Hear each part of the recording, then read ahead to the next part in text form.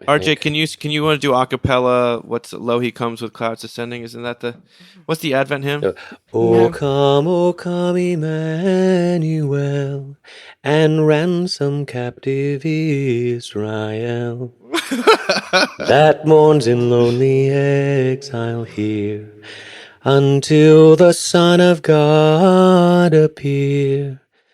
Rejoice, rejoice, Emmanuel shall come to thee, O Israel. I think there's about 11 more verses you can. I was like, we're all very impressed with RJ's voice because he was in like, weren't you in like the St. Thomas? Was that I was, you? Choir of Men and Yes. Boys, Okay. yeah. Well, I was in the Mississippi Children's Choir, so let's not get too excited. There you go. You should have harmonized with me, Sarah. I don't. They didn't teach us that in Mississippi. Didn't you RJ. harmonization? Okay. That'll be the day when like you do like the Dolly Parton harmonies, you know. Right. We'll be mock cappella. TJ, we're already recording.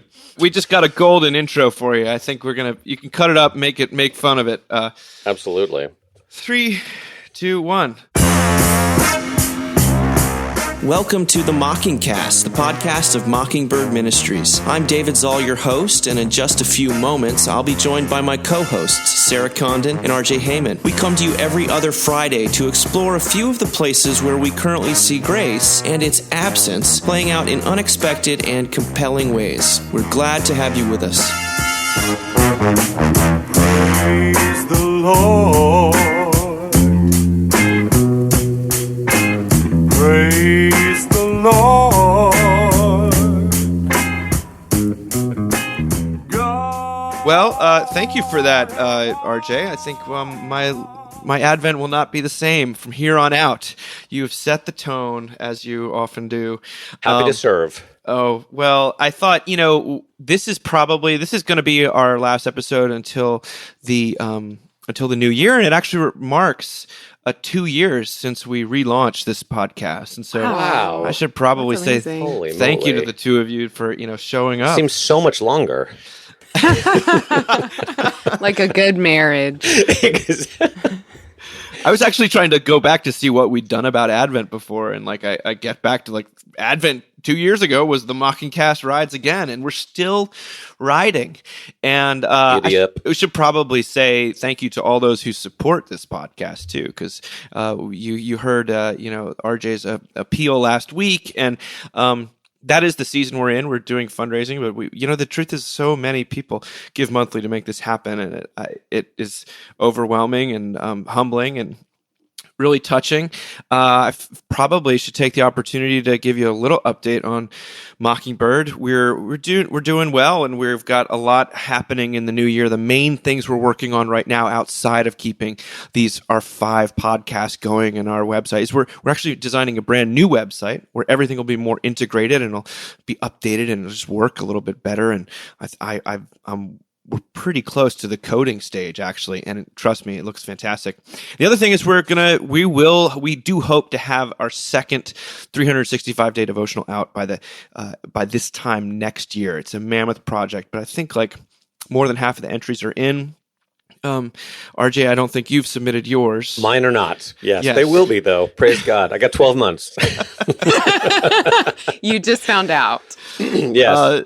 But seriously, there isn't like a couple. There aren't weeks that go by at this point where we don't hear how much this silly little undertaking that we restarted 2 years ago means to people. So, thank you for giving. And if you're the person who is looking for something to support this coming year, at the end of the year, we sure could use your help. Anything to chime in on that? No, just thanks for listening. I am also consistently blown away when people email me or talk to me at church, or just always finding out new people who are listening and loving it. It's allowing them to reconnect or further connect to their faith in new ways. And that's incredibly hopeful. So just thanks for listening. I think what I would want to say is, in this time when everything is so divided and people have their camps that they live in, politically and in the church, and often those two categories bleed into each other, that Mockingbird is the one thing I've seen that kind of manages to cross those boundaries in a really incredible way. So people who reach out to me can be on the most progressive side of things, and they can also be on the most conservative side of things. And I find that to be a little scary sometimes. But I think that's like kind of the risky love of Jesus. So anyway, I hope people support it, because it is really astonishing to see all of the different places in the church that that use our resources. I mean, Yes. it's amazing. So Well, yeah, that I echo that too, because I'm continually surprised by the breadth of people that listen, and I hope that means we're keeping the focus on the main thing and also having a little bit of fun, because it, as we say, it's really I've missed talking to you guys over the last couple of Yeah. weeks, so like I've been excited to jump in, and especially jump in when we've got such a a lob over the plate like this first one that Ghost written by Sarah Condon. yeah, exactly. this is by Gia Tolentino, who we've now discussed a few times on this program. She is this sort of up-and-coming star writer for The New Yorker. But this is called about the quiet protests of sassy mom merch. Yes. This is what she writes. On Etsy, as of this writing, there are more than 500 listings that mention Amazon Prime. Most are mom merch, and most of these items directly allude to survival. Prayer, dry shampoo, Amazon Prime, caffeine, Target, Amazon Prime. This, the shirts and doormats and wall hangings say, is how moms get it done. Christia Rumbly, a mother of 3 in Alabama who runs an online store that's called The Tiger's Trunk, told me that this mom runs on coffee, wine, and Amazon Prime. That's the slogan. Was the first mom-themed t-shirt that she designed and sold in 2017. She'd seen the Amazon Prime meme on Facebook and liked it. She says, I had no idea that smart-ass mom shirts were really a thing, she told me. I sort of thought I was inventing it. The shirt sold, quote, really, really well, as did all other sassy mom merch. Then Tolentino goes on to reflect. She says, social media exacerbates 2 competing impulses in the performance of one's everyday self: aspiration and honesty. Women in particular find these impulses rewarded on the internet, where the ever-present cultural interest in female desirability and failure, in encouraging women to balance atop pedestals in part because it is satisfying to watch them fall off, is codified in the form of public comments and likes. My colleague, Carrie Batten, we talked about this actual article, recently wrote about the rise of the, quote, getting real moment for Instagram influencers, in which women who have built their public identities on meeting an ideal version of womanhood offer a moment of catharsis to their audience. All of this is constructed, they say, and it's anxiety-inducing, and there's so much that you don't see. But this form of expression doesn't seem to cut back on aspirations so much as complicate it. Women are now encouraged to be both very perfect and very honest at once. In March, Molly Langmuir wrote a profile for Elle of the women behind Unicorn Moms, a community of mothers who are attempting to resist judgment in a way that nonetheless seems to be extremely judgment conscious. The, quote, Unicorn Moms Instagram page, which has about 90,000 followers, declares that the Unicorn Mom is, quote, not perfect, enjoys alcohol, has a sense of humor, and couldn't care less about what you think. Also beautiful. As Catherine Jesser Morton noted in The Cut, the Unicorn Moms reflected a new phase in the mom-centric internet, the construction of the, quote, hashtag perfectly imperfect mom. This mother may not be perfect, but she has tried very, very hard to be and is making peace with her, quote, limitations. Perfection, in other words, Tolentino writes, still provides the vocabulary and sets the tone.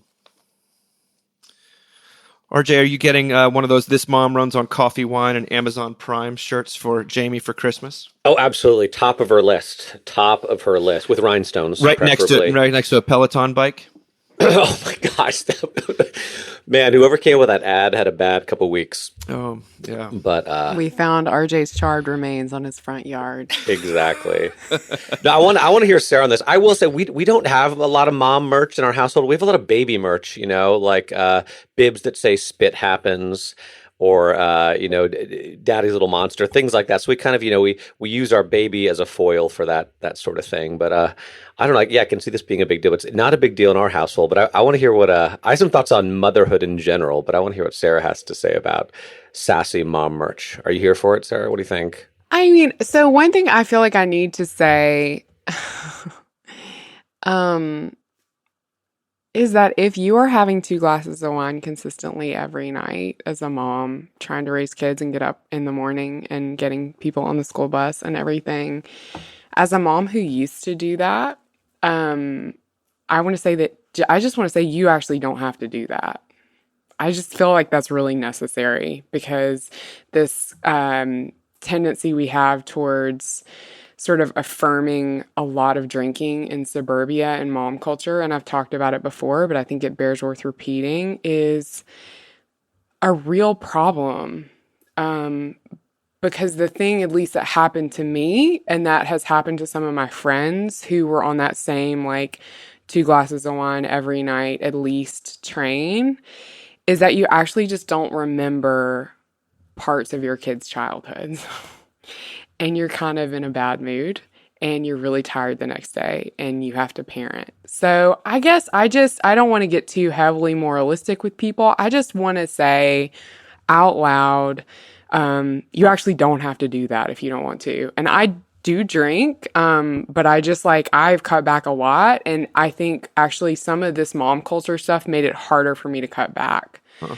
Because there's such a profound, overwhelming messaging we get that you actually, wine and coffee is like a perfect coping mechanism every single day. And honestly, it just makes you feel really thirsty for water. Yeah. So, just real talk. I am fascinated. I mean, I love that she's writing about this. I'm fascinated by the Instagram moment because I'm, always on there where moms get real. I would be so curious to know how many times that phrase gets used in Instagram videos because it is they'll come on and be like, okay, guys, I want to get real with you. Okay. The house is really dirty. My kids have yelled at me all morning. I can't figure out what we're having for dinner tonight. And I know that our lives look perfect, but I just want to be real with you, right? Okay. It's fascinating to me. Or they'll do this the really crazy ones to watch are when they're like, hey guys, I just want to get real. Sometimes marriages don't last and mine's not. And I'm like, are you announcing your divorce on Instagram? It's crazy. And I wonder, as someone who does a certain amount of, and I know this is a word that's loaded, but vulnerability kind of speaking stuff out, when we do Mockingbird conferences, I don't do those on my Instagram. I wonder actually what it must feel like to do that to a screen. And then because I don't know, when I've been in the context of preaching or whatever, and I've gotten up in front of people and talked about, kind of the things I failed at. First of all, for me, there's always this knowledge that Jesus still loves me. And I can take rest in that, but also I'm in front of actual people that then I can have these conversations with who can encourage and support me. And I wonder how lonely and weird and awkward it must feel to do these kind of mom confessional moments to Instagram followers. I don't know. I mean, I have a lot of thoughts about it, but I will not be getting a t-shirt that says this stuff. I was fascinated, Dave, you didn't read this part, but I was fascinated by the fact that the writer actually brought up with one of the mothers just the abysmal business practices towards their employees that Amazon has and how brutal it is for them to work for Amazon. And I say this as a woman sitting in front of a computer in a room full of things purchased on Amazon Prime that have to be wrapped and put under a tree in the name of our Savior. You know what I mean? But that's a little fascinating to me because and I totally include myself in this, but Christian mom narrative, we walk this really interesting space where we are we're buying all this stuff on Amazon and that comes at a human cost, right? And then we're like wrapping it, putting it under the tree, and Jesus is born. I'm not throwing stones here because I totally do it too, but I think like it's worth naming. That's happening. You and like know? I don't know. to a person, they all are like, listen, I know that if I looked under that rock, I'd be kind of disgusted, but Yeah. I simply do not have the bandwidth. I'm drive to hanging. Target. I'm hanging I on by a thread, I don't and I'll just Yes. have to just recycle extra Totally. or atone in other ways. I but mean, it's impossible, but it's interesting. Well, I mean, I think of this as we've talked about it before, but it's a recalibration of the law. It's not the absence of it, and that's what it appears to be. It appears to be, I'm going to be free, I'm going to be honest with people, but you're never actually honest about the truly shameful stuff. You never get on there. It's like, I'm going to be real with you. I Yeah. pushed my kid down, and it was harder than I thought, and they started crying, and they looked at me like I had hit them, and I don't know what to do with myself. That never happens. No. But that happens in real life. And Yes. or I gotta be real. I've just my kid used the F-bomb at school, and there's no question that I'm the person they learned it from. Like that. There's Right. that doesn't that. Right. And then I had to teach him what a narc is. You know who I'm talking about? Okay.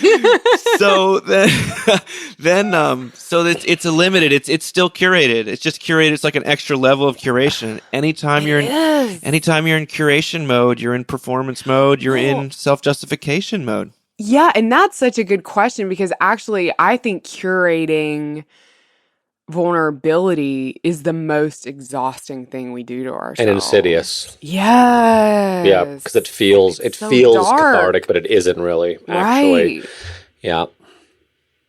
I just thought the article reminded me of when my grandmother was passing away, like, I don't know, 25 years ago, and my mom and her sister and her brother were there, or actually mom and sister were there, and her brother walked in, who's kind of the jokester of the family, and was like, hey, we're taking bets on time of death type thing, sort of the gallows humor. And it just reminded me of that I guess, I feel like we say it enough, but maybe we don't say it enough. I was just thinking again, how being a mom is just about, like, a mom in America today is one of the hardest things I can possibly imagine, right? Like, not just the physical act of having a child, which is going to be more painful and require more endurance than just about anything a man is going to do, unless he's like a Navy SEAL, or does F3, Dave, like you. Dave's workout regimen, which is just hard to begin with. But then being a stay-at-home mom with small children is so hard. It's exhausting and lonely. I mean, it's wonderful too, but you get so little sort of adult interaction a lot of the time in those spaces. And then the fact that it's not really enough. You also have to make money. You also have to have a job. You also have to prove that you can do it all. And so And all you have this, to be hot. and you have to be hot. That's right. You have to, And you have to drink be wine desirable and drink to your coffee. husband. And yeah, I mean, I remember when I was living in New York, I was listening to some radio show, and they were talking about commutes, like the commutes that men had to do if they lived in like Westchester County or Connecticut or whatever. And someone was saying, the dirty little secret is men actually like their commutes because they can take a nap on the way there, or they can play cards. I saw this on the train. They can play cards with their friends. They can have a drink. And it's just not time they have to be at home dealing with their screaming children, Yes. So I don't want to say men have it easy, but I do want to say being a mom is so hard. And so I understand this desire for camaraderie, a little bit of gallows humor, substance use / potential abuse. Sure.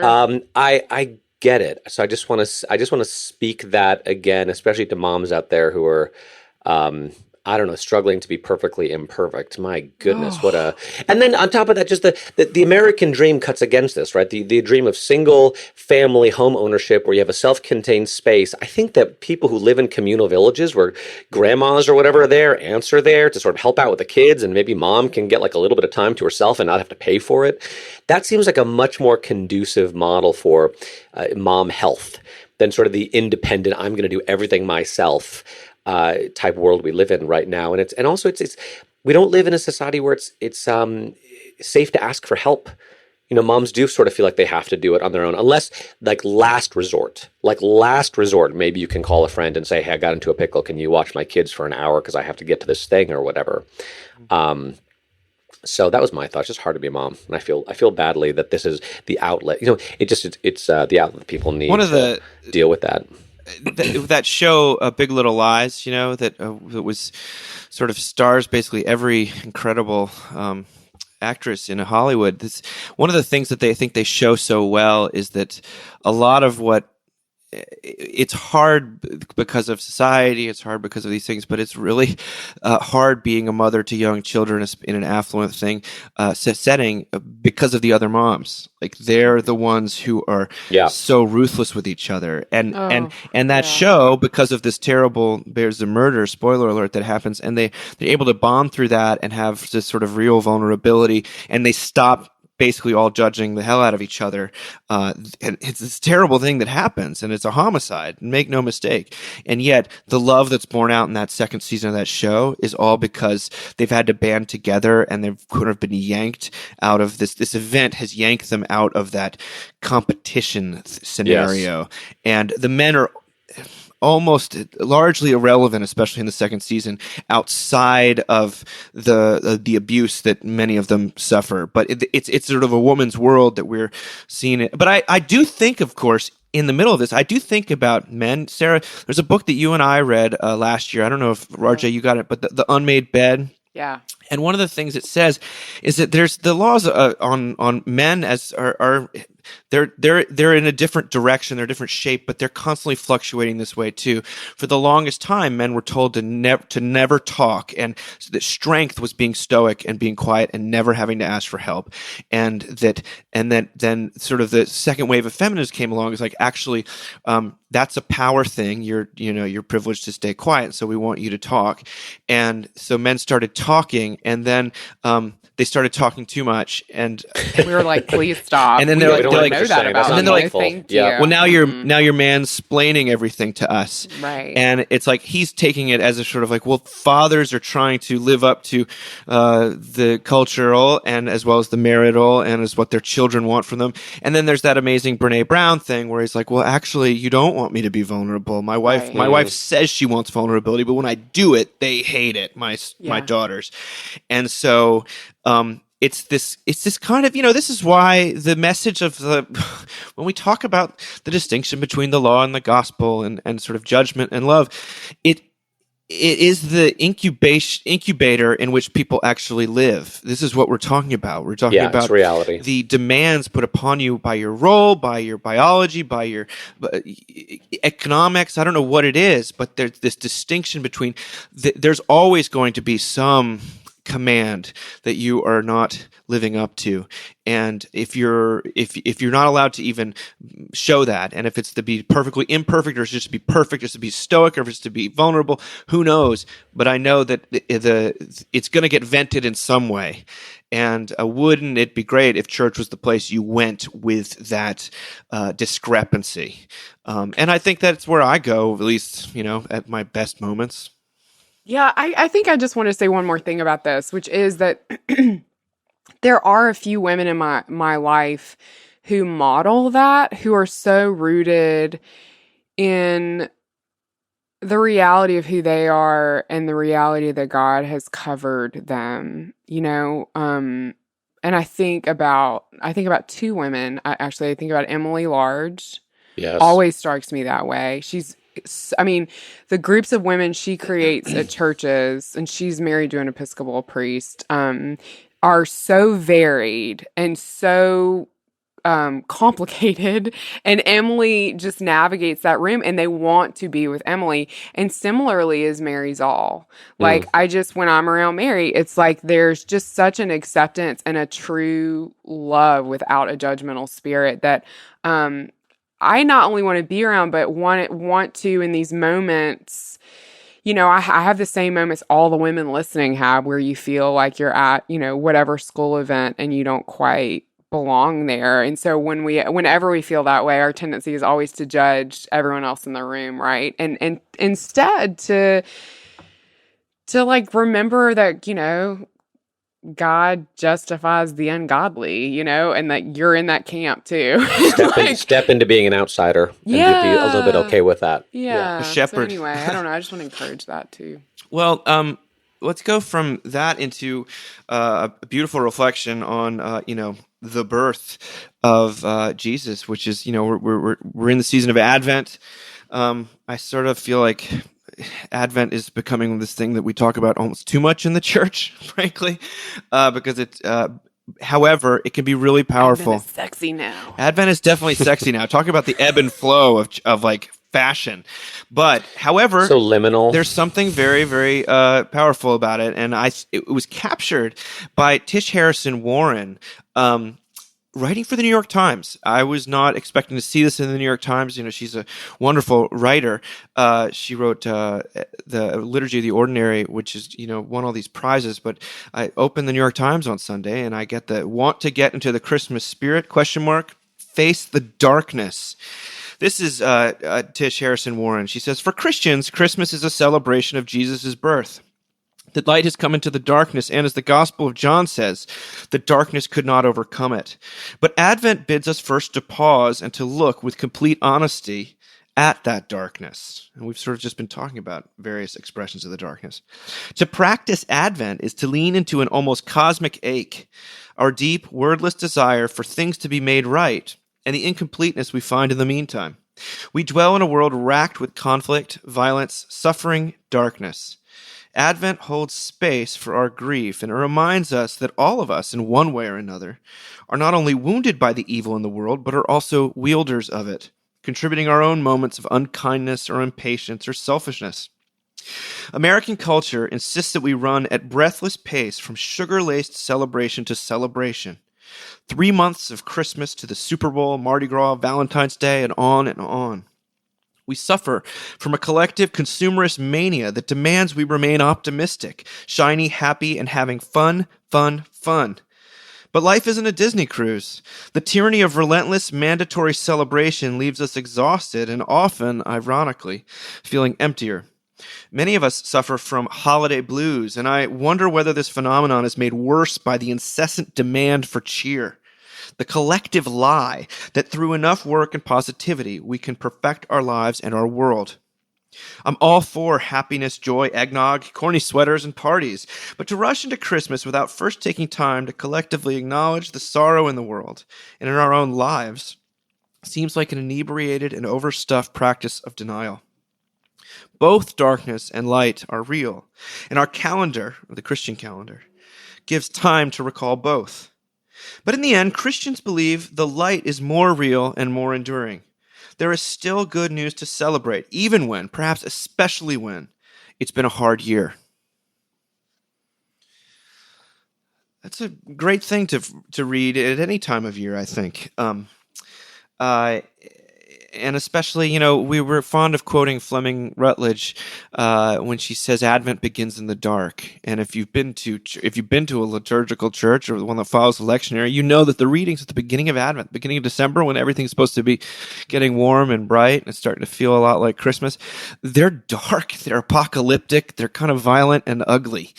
And but it's this kind of countercultural pausing to take stock. But not take stock, not to sort of just to give thanks, that we've just done that in Thanksgiving, but to really think of the things that are not as they should be, and to not to move past them into a kind of, stupor of gift giving and, gingerbread lattes. But what do you guys think?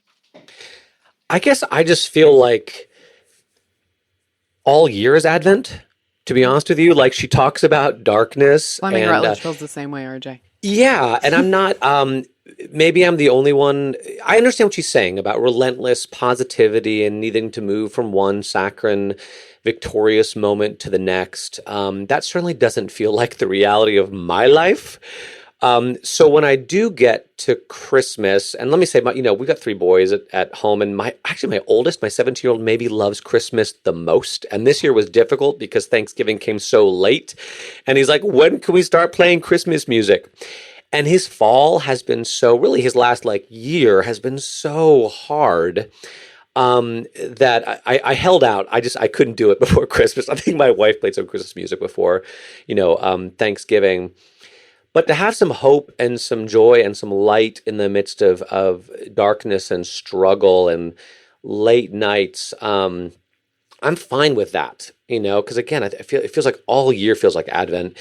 And then the second thing is, the more I listen to quote unquote traditional Christian Christmas carols, in almost all of them, like Advent and waiting and sin are baked in.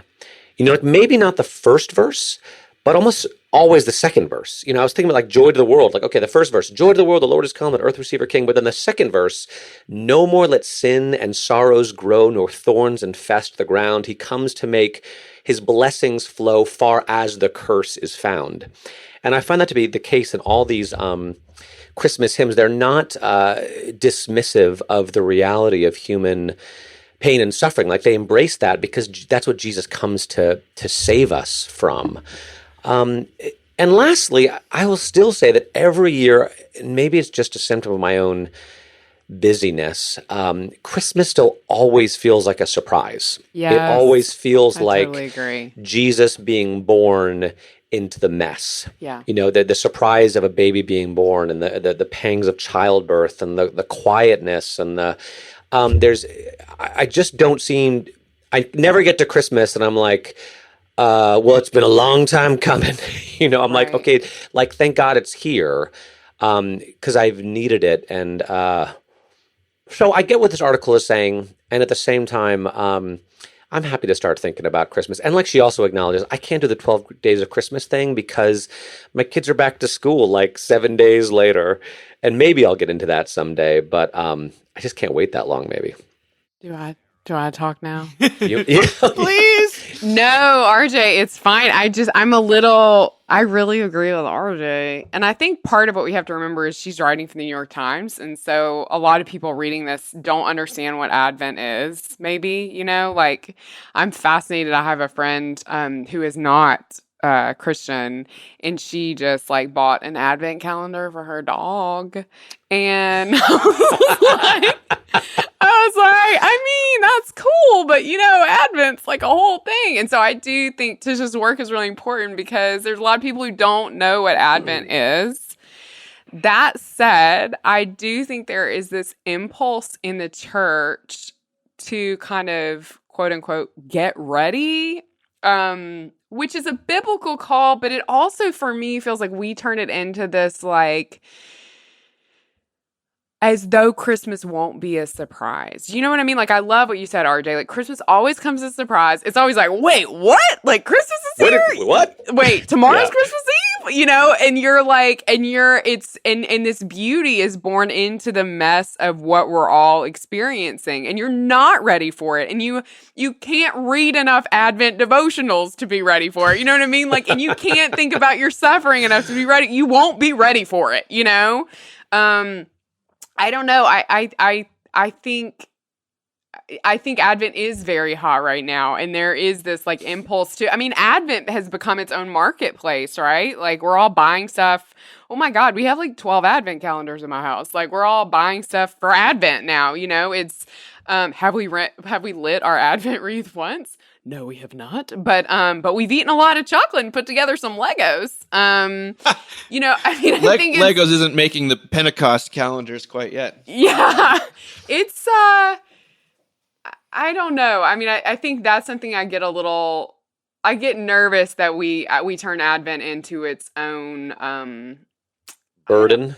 Yeah, I mean, I do. And I agree with you. I think I totally know what you mean. I love what you said about the Christmas carols because I was like in the car this morning listening to Houston's own Sunny 99.9 because they do Christmas music from Thanksgiving to Christmas all the time. My kids freaking love it. Like every time they get in the car, they're like, put it on Sunny 99.9. Yes. And I mean, and there I am listening to like the cheesy radio station anyone in Houston can listen to. And you hear the verse, a thrill of hope. The weary world rejoices. And it's like, where else are you? I mean, that's incredible. What a gift. Fall on your knees. It says fall on your knees. It's like crazy. So like, I'm kind of all for that. Yeah, I don't know. I also like, gosh, this is getting into murky territory with Fleming. Um, how do I say this the right way? I mean, Advent isn't in the Bible. You fundy. Wow. I knew you're a closet Baptist. I mean, I am, and we know it. I was raised in an Episcopal church full of former Baptists, even the priests. So, but I get a little like, okay, when we talk about the 12 days of Christmas, I'm like, I'm with you, Sarah, 100%. that's cool. I'm Like, with you. It's not in the Bible, though. You know, like, I think we can make it, we can absolutely make its own burden. And to like put us back to the first article, who does that burden always fall on? Yes. Drunk oh my mama gosh. ordering Amazon with a coffee out being her More arm. That's eggnog. who, you know?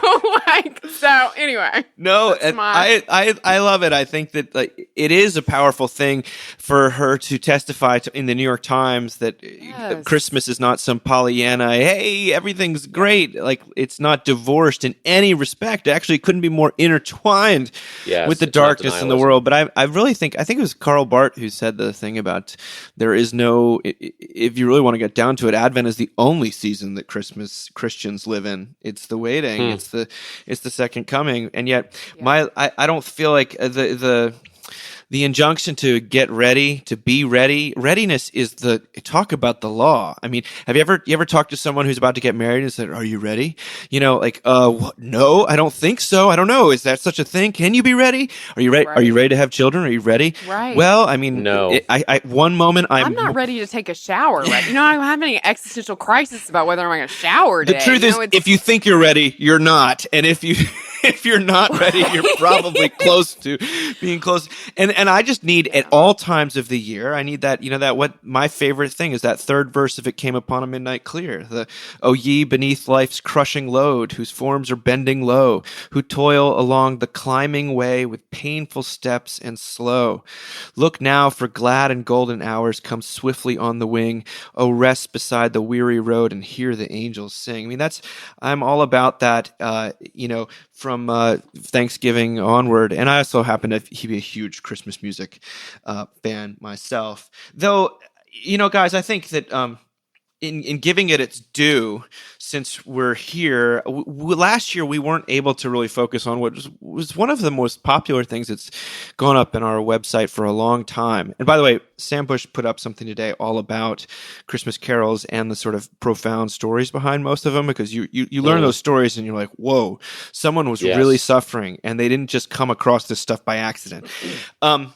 But what I'm referring to is on our website is Ben Madison wrote a piece called Mary Definitely Knew, which was about that kind of, I would call it a C-tier Christmas carol called Mary Did You Know? And I'm going to read a good deal of it, not all of it, but I'm going to read parts of it and then we can talk. This is how he begins. He says, "They brought the baby to our doorsteps, 5 days old, directly from the hospital. 1 outfit, 4 pre-made bottles, a handful of diapers, a package of wipes, and a packet of papers that offered no definitive judgment on the proper pronunciation of her name. A statement full of confidence backed by the full weight and authority of the state of New Jersey. Like any new parents, we waited with fear and excitement for this call. 2 months since our state licensure. 1 year since the doctor told us we wouldn't have children of our own. 4 years since we started this, quote, infertility journey. We did tests and surgeries and diets and counseling and 29 hours of state-mandated training and a home inspection. But above all, we waited and we prayed. We wanted a baby more than anything else in the world. But the reality of foster care is that it exists because the world is broken. Because of child abuse, drug addiction, neglect, poverty, injustice, sin, and death. Our hope and expectation was married to someone else's shame and guilt and pain. They brought a baby to our doorstep. An answer to, but also the result of so much pain. It was all very Advent.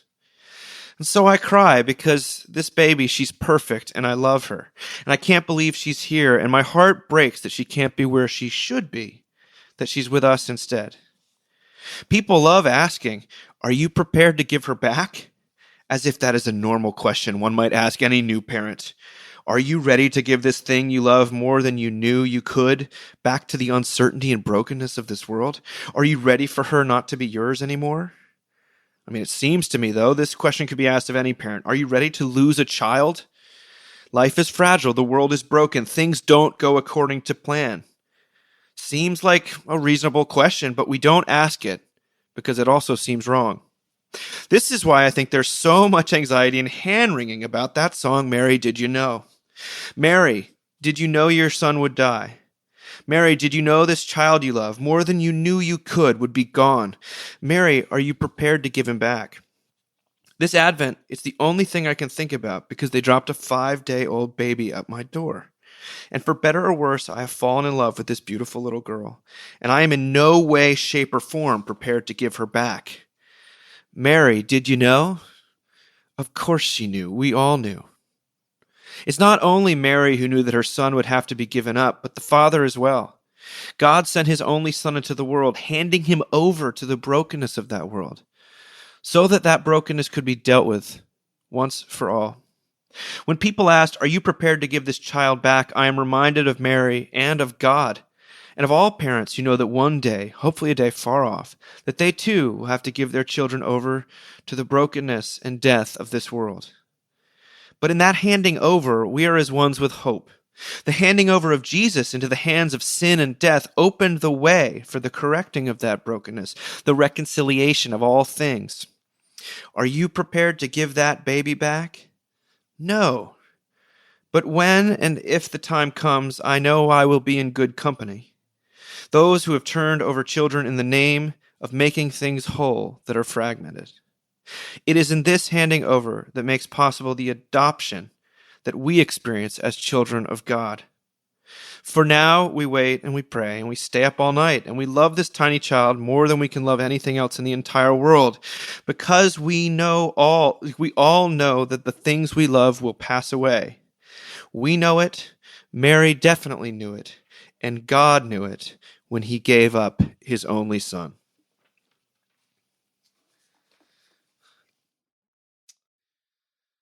I mean, quite a thing to write.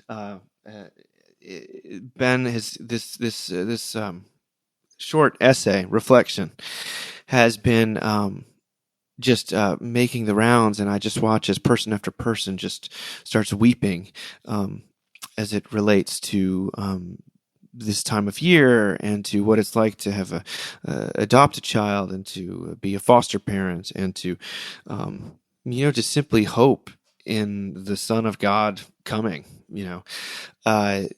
into the darkness. The way that the love and sin are so, and expectation and hope are so wrapped up in pain and guilt and shame. I think we've talked about it the last couple times, but it almost reaches beyond your faculties of reason into something more ancient, something more true.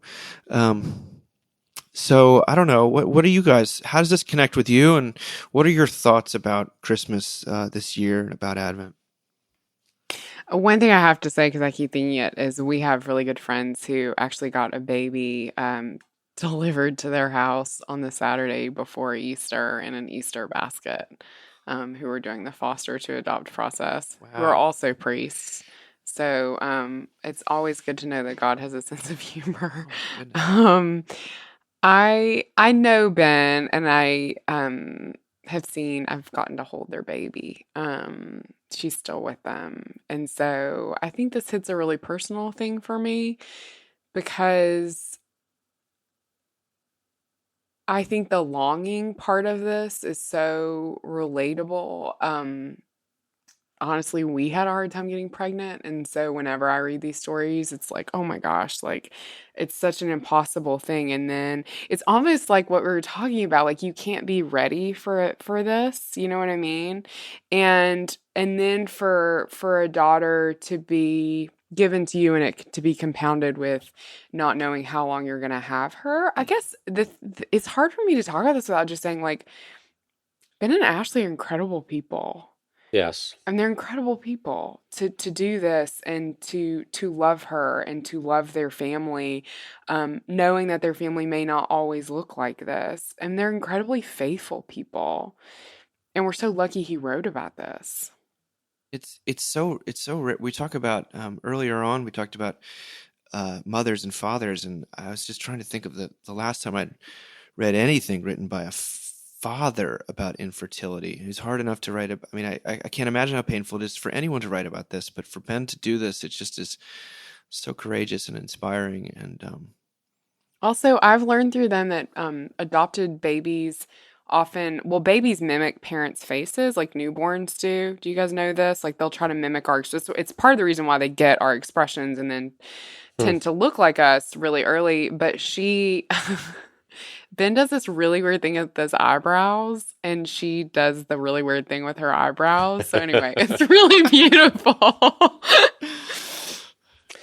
It made me think of Toy Story 4, which is one of my favorite movies from this year, which I think that whole narrative arc is so amazing. But the last one is really about parents giving up their children and kind of moving on with their lives. And it made me reflect on where we are with our oldest as he's preparing to head off to college, and conversations my wife has been having with other moms who have seen their kids go off, and them basically say, like, it'll take you at least a semester to get over it. Like, just be prepared for those first 4 months to be a little bit depressed, and not to be.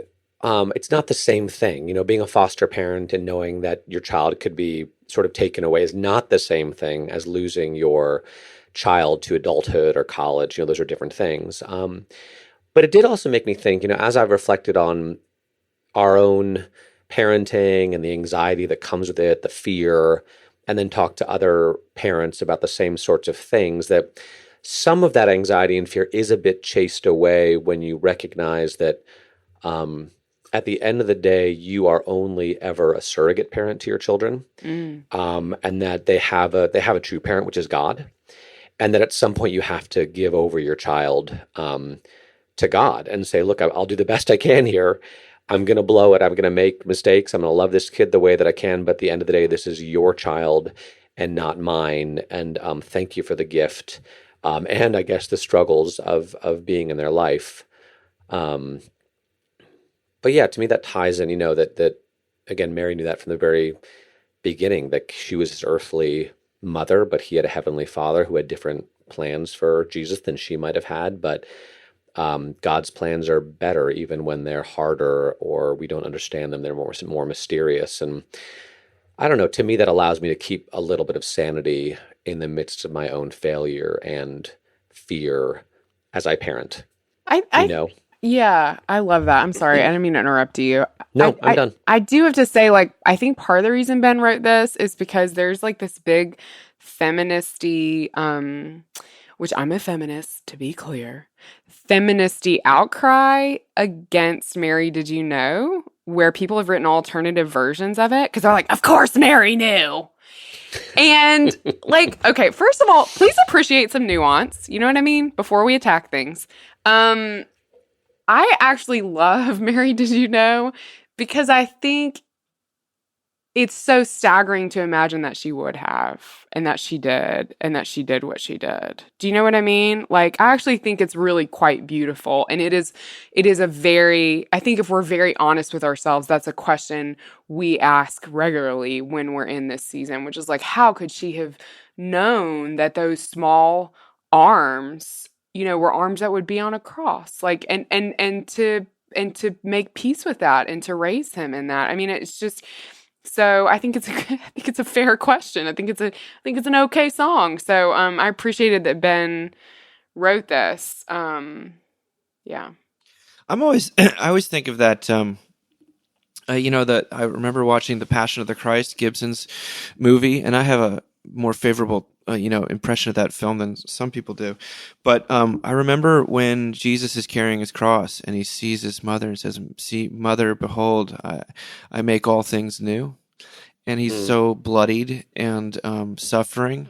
And he says this to his mother, and it's this moment of profound truth, and yet pain and agony, and the reality of as Ben keeps calling it brokenness, but we could just call it sin, and sadness and grief, and just the weight of the criminality and self-absorption and stubbornness that God to make these things new. There's suffering involved. There's already suffering involved, and this connection with his mother, it always makes me cry. And I mean, it probably helps that my own mother is named Mary, but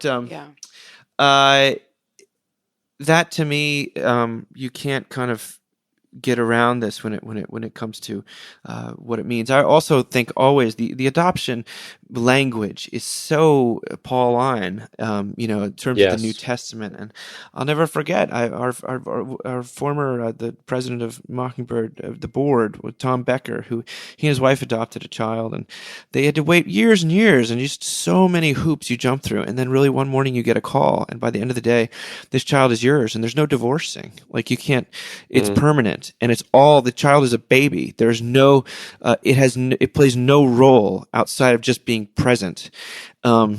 Everything is the parent to the child making this promise, like changing the status, adopting this person that, who knows what his potential will be, who knows what, and some of these children, as Ben even alludes to, are the products of drug addiction, and they're going to have real developmental difficulties. And to think of that in terms of what God is doing with the human race, and the surprise, the suddenness, the permanence, the one-wayness of it, to me, it just speaks of the heart of the gospel.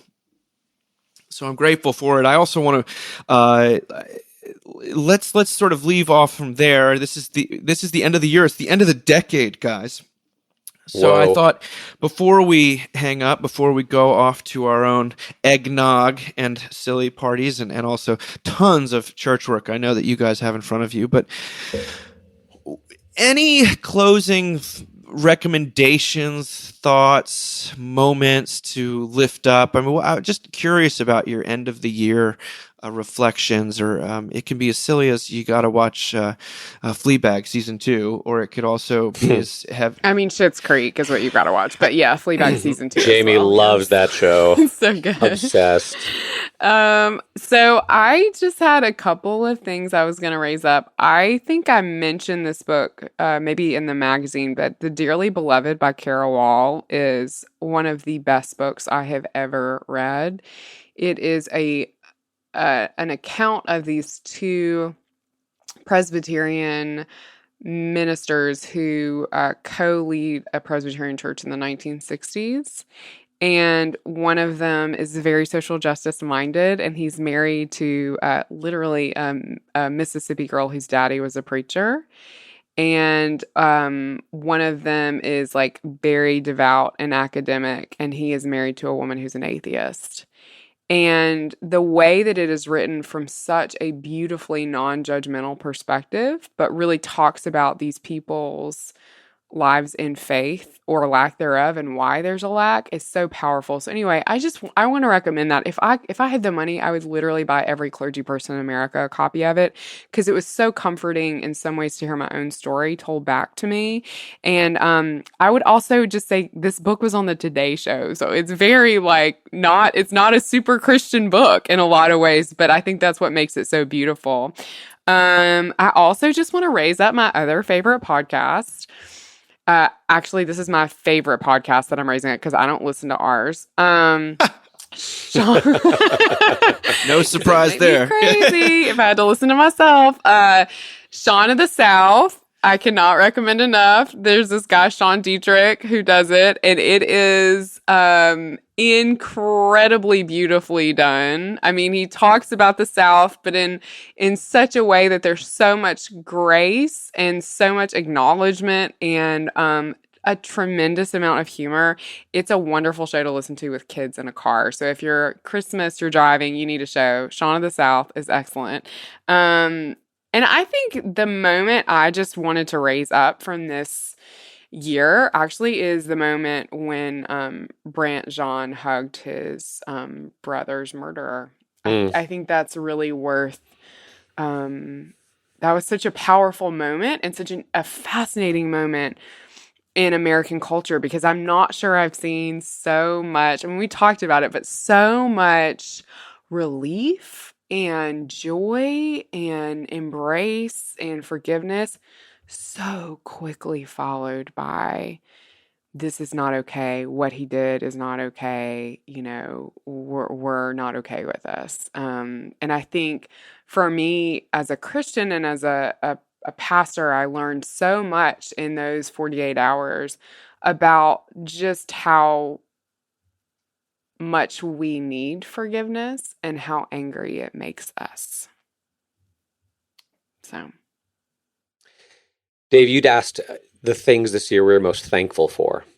So in terms of kind of pop culture artifacts that were meaningful to me, and I abreacted to borrow a word that your dad likes a lot, and I love that word.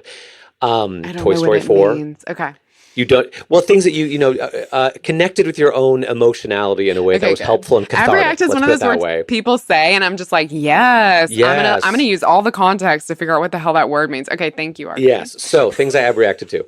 Chernobyl was helpful, believe it or not. Toy Story 4, again, very helpful. Third season of The Crown. And the podcast Startup wrapped up this year. And that was, I wrote a piece for the Mockingbird website a while ago about church planting. And when I first came to Houston, in the aftermath of having planted a church, Startup came on. And so much of what they went through on their road to starting a company mirrored what I went through trying to start a church. Now, they sold Gimlet for $200 million to Spotify, so it worked out better for them. But still, that's been powerful for me. Riches in heaven, RJ. Riches in heaven. Well, and I still will say to anyone who is starting something, a ministry, a business, whatever it is, listen to the Startup podcast, because it is beautiful and wonderful and vulnerable and true. Then the second thing I'm thankful this year, and this might just be the little Christian bubble I'm living in, but it feels like it's kind of okay to be a Christian again, or that Christianity is being acknowledged as potentially good by secular culture in a way that it hasn't been for a while. And I think about the Dominion book from Tom Holland. I think about Bart Ehrman, The Triumph of Christianity, even though that was last year. I think about the fact that piece showed up in the New York Times, or that New York Review of Books article we talked about a couple weeks ago, which was incredible, or the fact that N.T. Wright and Tim Keller both showed up in The Atlantic in the last couple weeks. Yeah. Or even, Dave, honestly, the traction your book has gotten. Yes, and the bestseller list, or not the bestseller, but the recommended reading lists it's been on from people who are not Christians, that I feel less nervous to invoke the name of Jesus right now than I've felt maybe ever. And maybe that's just me. Maybe I'm just more comfortable, or again, maybe it's the bubble I live in, but suddenly it feels like secular voices are saying, wait, maybe there is something valuable to Christianity. Maybe, and also there was, something I saw a couple weeks ago, I think it was Wall Street Journal, which it said, does it feel like Mr. Rogers and Dolly Parton are everywhere? Because they are. And it's like, yeah, they are. But those are two profoundly Christian people who a lot of their art and their personhood is a result of their faith in Jesus. And they are everywhere. And sort of maybe we live in such divided, acrimonious times that people need a little bit of grace and forgiveness and healing. So that's a second thing. Oh, Dave, you were going to say. I was saying, I wrote a thesis in college about the historical memory around Dietrich Bonhoeffer, and they said that, for the longest time after the Second World War, Germans could not engage with anyone of their own past in a positive way at all, especially if that person was blonde-haired, blue-eyed, and had anything to do with sort of what would be construed as Aryan. And then finally, a measure of the healing would be when they finally be able to embrace some of the good, the heroes like a Bonhoeffer who actually come from that context. In America, I'm always thinking of for a long time, it sometimes felt like the only Christians it was safe to like in a sort of a time of identity politics would be minorities and, and folks that are sort of bringing Christianity in from a different context, and that's all well and good. But to see people be able to identify Dolly Parton as a Southern white lady and Mr. Rogers as a sort of the definition of sort of a white bread, grandfatherly type Presbyterian. boomer. It may show that things are not quite as bad. We're starting to readjust our view of history as not just being the history of the terrible things that my own people of my own heritage have done, inflicted, that there might have been some good things too. Because if you're if you're seeing only good or only bad, then you're being completely dictated by some sort of ideological or emotional reaction, I think. So I find that to be actually hopeful. But I'll echo one thing that you guys have both said, but I'm sort of quizzical about it because I still think it's a liability to be a Christian. It feels to me that way in certain, in Charlottesville, which is very progressive and very kind of has only negative associations in certain contexts. They're like, I remember overhearing someone recently be like, "Oh yeah, that's Dave. He's the priest guy, but he's actually really great." And it's like, Yeah, I'm not a priest, and I'm not that great. You're not, but you don't know me. I'm that interested well. in why you feel like that. The fact that I work for a church means that I'm by definition like a jerk or no fun. Anyway, that I don't think has gone away. However, This is Dave. He's a Christian that doesn't suck. I am very interested in the fact that the four things that have hit me in my heart on a faith level the most this year have all come from England. And I, Yes, my younger brother lives in England and has lived there for a long time, and we lived there for a while as a kid. And, as much as I'm such an Anglophile with my love of, Britpop and Oasis and Morrissey and things like that, I've kind of started over maybe the last 10 years after hearing my younger brother complain about, the peculiarities of sort of aggressively secular Britain and all this post-Christian stuff, that I've kind of closed myself. My Anglophilia has receded. And then this year to have the things that have spoken to me on a Christian level, and by that I mean the third season of The Crown, Yes. which especially that episode Moondust as a man, as a human being, but as a man, the moment with Prince Philip in the end, and the moment of and church, because church is such a difficult subject for so many of us, and to see that portrayed as something both recognizable and good was kind of it just was completely surprising.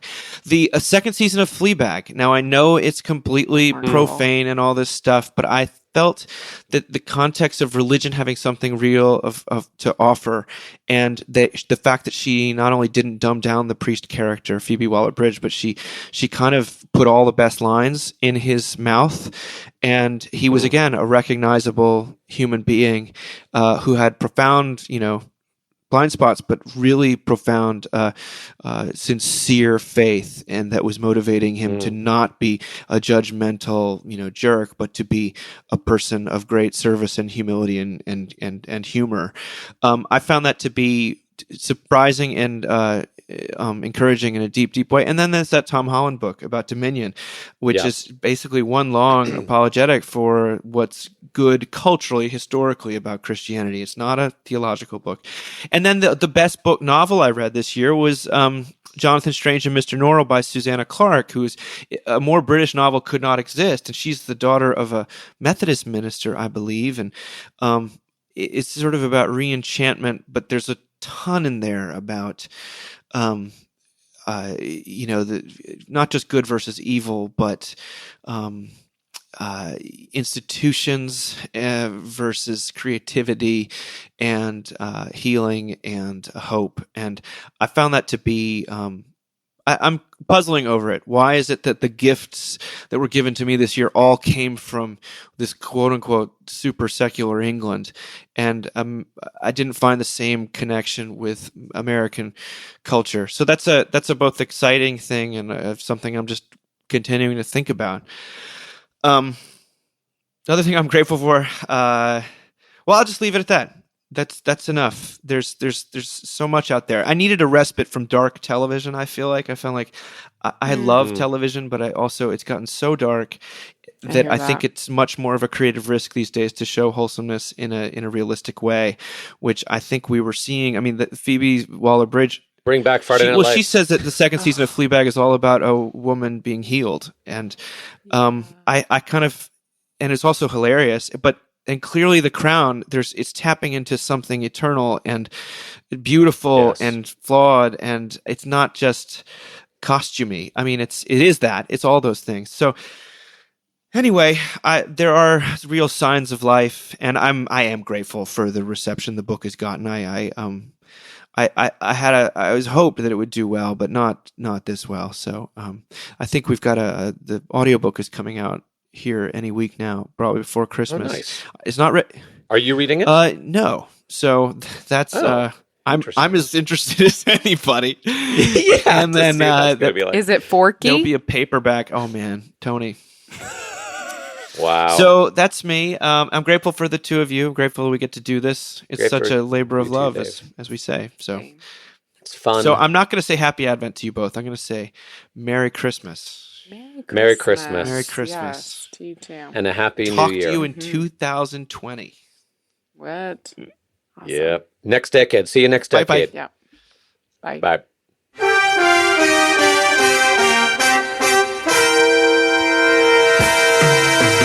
Thank you for listening. Remember, you can find us on the web at www.mbird.com. And we'd always love to hear from you at info@mbird.com. Audio production for the Mockingcast is provided by the Narrativo Group, and if you like what you've heard, please do drop over to iTunes and leave us a rating and review. Until next time. Praise the Lord.